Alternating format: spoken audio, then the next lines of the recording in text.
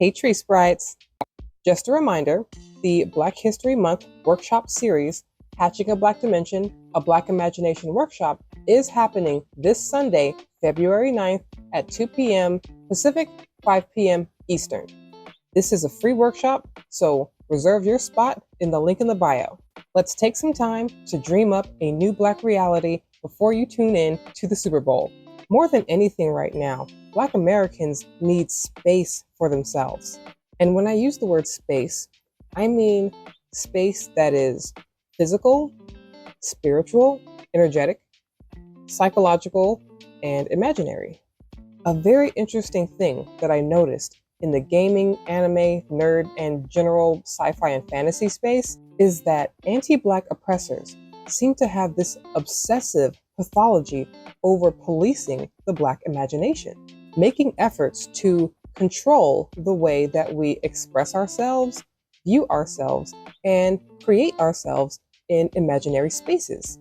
Because I think that what anti-Black oppressors realize that we don't realize is that free and vast imaginary space, that space where all things are possible, is the space where we are most capable of actually revisualizing ourselves in our own image and in our own highest capacity and benefit.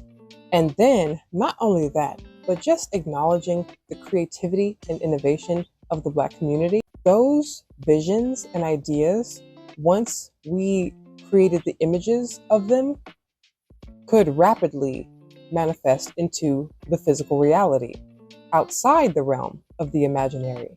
The whole point of anti-Blackness is first to uphold and support white narcissism, but secondarily is to prevent us from evolving and progressing past our circumstances, which we still are anyway.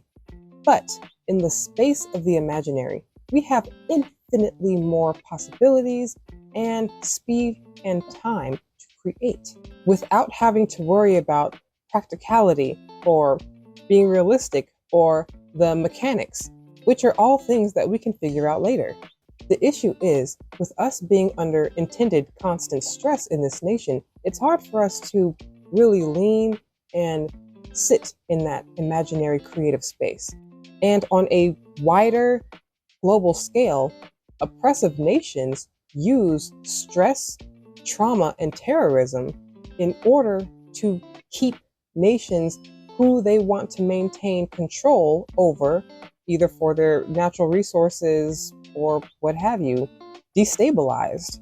And this is the exact same playbook that is happening on a more micro scale within our nation, between our communities. The system of white narcissism, along with the American government, have worked tirelessly to keep the Black community destabilized.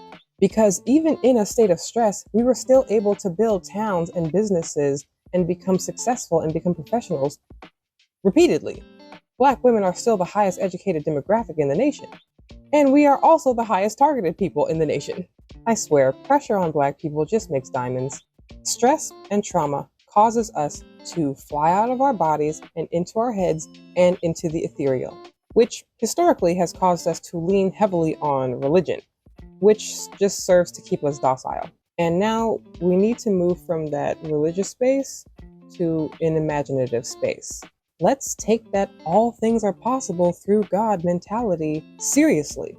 We have been trained to wait on a supernatural deity to come and free us from our circumstances, instead of taking the knowledge and the teachings and becoming our own superheroes. Giving into fear and compliance will be our destruction, because what we're complying with and assimilating to is a system and society that glorifies our detriment. Not only glorifies, but is held up on our harm and detriment and abuse and trauma.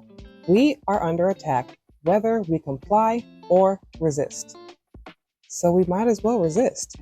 We have always fought for our own betterment, and even the betterment of others.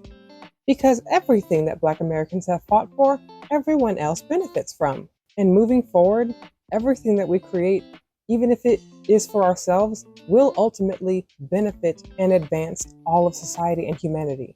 I'll see you this Sunday. Subscribe to Black Barn Owl, link in the bio. I'll see you in always.